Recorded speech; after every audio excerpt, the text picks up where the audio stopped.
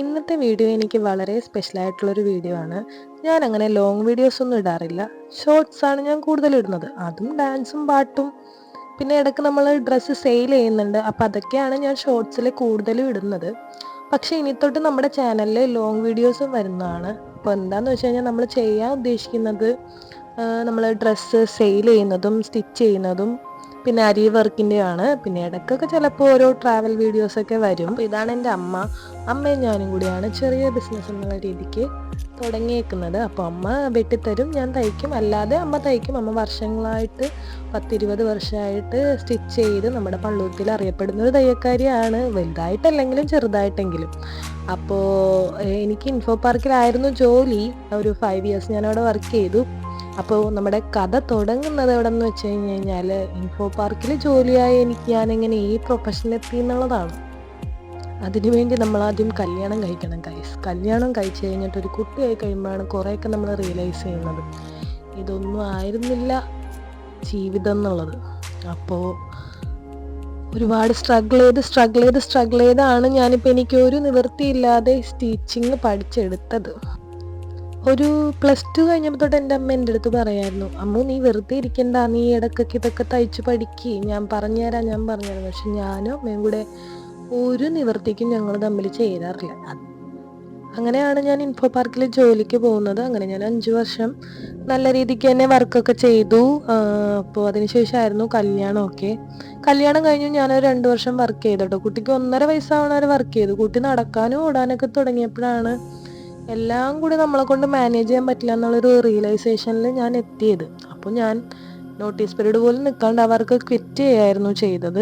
പിന്നെ അത് കഴിഞ്ഞ് വീട്ടിലിരുന്നപ്പോഴാണ് എനിക്ക് അതിനും വലിയ ട്രോമ ആയത്. എനിക്ക് വീട്ടിലിരിക്കുന്നതിനോടോ അല്ലെങ്കിൽ ജോലി ഇല്ലാണ്ടിരിക്കുന്ന അത്രയും നാളും, അതായത് ഡിഗ്രി കഴിഞ്ഞ ഉടനെ തന്നെ നമ്മൾ ജോലിക്ക് കയറി സ്വന്തമായി നമ്മൾ ഏൺ ചെയ്ത് നന്നായി ജീവിച്ചിരുന്ന ആളാണ്. ഇനി നമ്മളുടെ ഒരു ആവശ്യത്തിന് വേണ്ടി നമ്മൾ വേറൊരാളെ ഡിപ്പെൻഡ് ചെയ്യുക എന്നുള്ളത് എനിക്ക് പേഴ്സണലി ഭയങ്കര ബുദ്ധിമുട്ടുള്ളൊരു കാര്യമായിരുന്നു. ഹസ്ബൻഡ് ചെയ്ത് തരില്ല എന്നല്ല, എനിക്ക് ആളോട് എനിക്ക് ഇന്നതാണ് ആവശ്യം, ഇന്നത് എനിക്ക് വേണം എന്ന് ചോദിക്കുന്നതിനോട് എനിക്കന്നും താല്പര്യമില്ല, ഇന്നും താല്പര്യമില്ലാത്ത കാര്യമാണ്.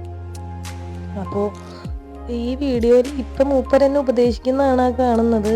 നിനക്ക് എന്തിനാണ് നീ വേറെ ജോലിക്കൊക്കെ പോകുന്നത്? നിനക്ക് ഏറ്റവും നല്ലൊരു ജോലിയാണിത്. നിനക്ക് വീടും നിൻ്റെ കുട്ടിയും നിൻ്റെ ഹസ്ബൻഡും എല്ലാം നിനക്ക് ഒരുമിച്ച് കൊണ്ടുപോകാൻ പറ്റിയ ഏറ്റവും നല്ലൊരു ഓപ്ഷനാണിതെന്ന് അമ്മ എൻ്റെ അടുത്ത് പറഞ്ഞു തന്നെയാണ് നിങ്ങൾ കാണുന്നത്. വോയിസ് ഇതിനകത്ത് ഞാൻ കേൾപ്പിക്കുന്നില്ല. സംഭവം അതാണ്. അപ്പോൾ പിന്നെ അങ്ങനെ ഇരിക്കുകയാണ് ഞാൻ ആലോചിച്ചത്, എന്തുകൊണ്ട് എനിക്കിത് ചെയ്തുകൂടാ? മറ്റേ മുല്ലപ്പൂം പൊടിയേറ്റ് കിടക്കും കല്ലിഞ്ഞുകൊണ്ട് ഒരു സൗരഭ്യം എന്ന് പറയണ പോലെ നമ്മളെ കൊണ്ട് പറ്റാഴികയൊന്നുമില്ല. നമ്മൾ ശ്രമിക്കാത്തതിൻ്റെ കുഴപ്പം മാത്രമേ ഉള്ളൂ. അപ്പം ഞാനങ്ങോട്ട് ശ്രമിച്ചു.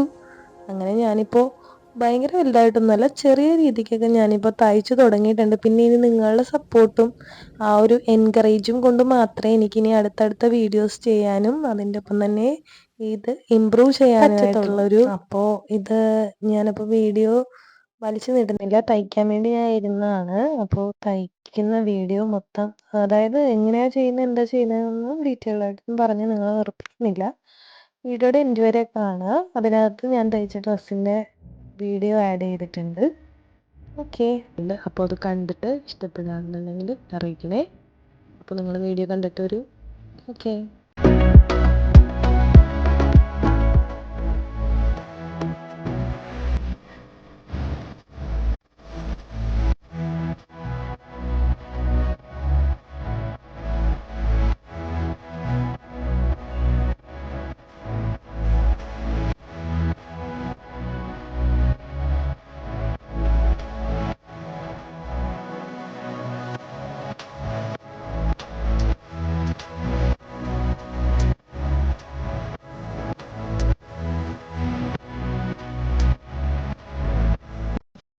ഒരുപക്ഷെ ഒരു സ്റ്റിച്ചിങ് പഠിപ്പിക്കുന്ന ടീച്ചറിൻ്റെ അടുത്താണ് ഞാൻ സ്റ്റിച്ച് ചെയ്യാൻ പഠിക്കണമെങ്കിൽ എനിക്ക് ഇത്രയും ടെൻഷൻ ഉണ്ടാവില്ല ഗൈസ്.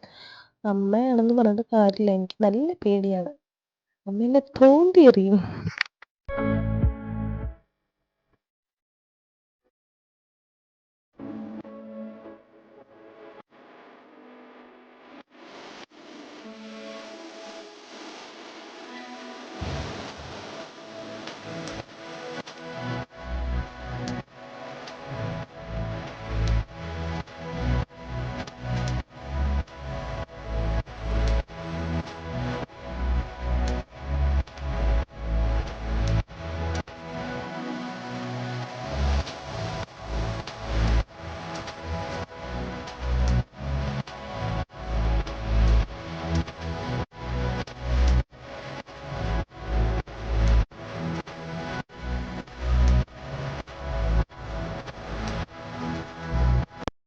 ഇരിക്കുന്ന മഹത് വ്യക്തിയാണ് എൻ്റെ ജീവിതത്തിലെ വലിയ വലിയ പാഠങ്ങൾ എനിക്ക് പഠിപ്പിച്ചു തന്നത്.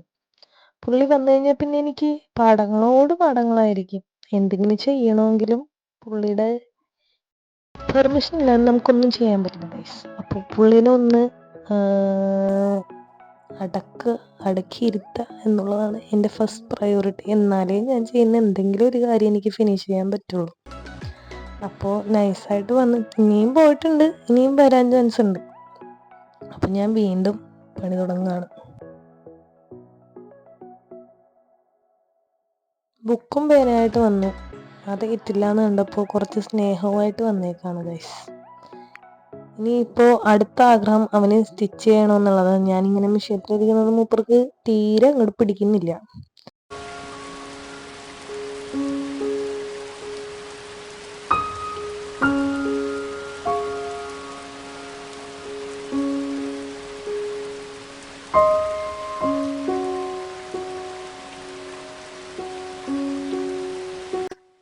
പിന്നെ നമ്മൾ ഈ കോഡ് സെറ്റൊക്കെ വിൽക്കുന്നത് 550 രൂപയ്ക്കാണ് കേട്ടോ.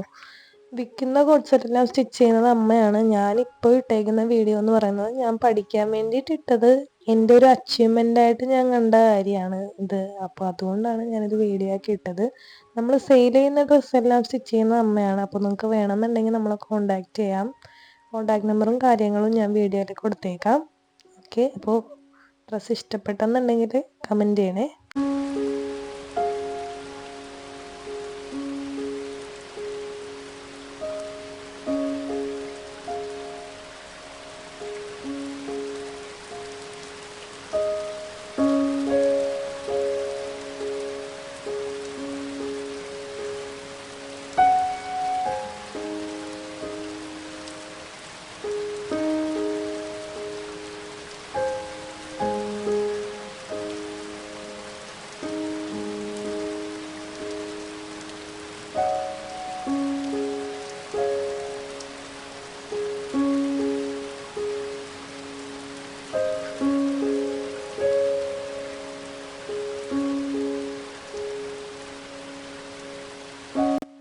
എൻ്റെ അമ്മ ഈ കോഡ് സെറ്റൊക്കെ 1-1.5 മണിക്കൂറിനുള്ളിൽ തയ്ച്ച് കഴിയാറുണ്ട്. 1.5 മണിക്കൂർ എടുക്കാറുണ്ടോ എന്ന് എനിക്ക് കറക്റ്റായിട്ട് അറിയില്ല. ഏകദേശം ഞാനൊരു 3-4 മണിക്കൂർ എടുത്തു ഗൈസ്. ആ 3-4 മണിക്കൂർ എടുത്ത് ചെയ്ത എൻ്റെ കഠിന പ്രയത്നമാണ് നിങ്ങൾ ഉറപ്പായിട്ടും കാണണം.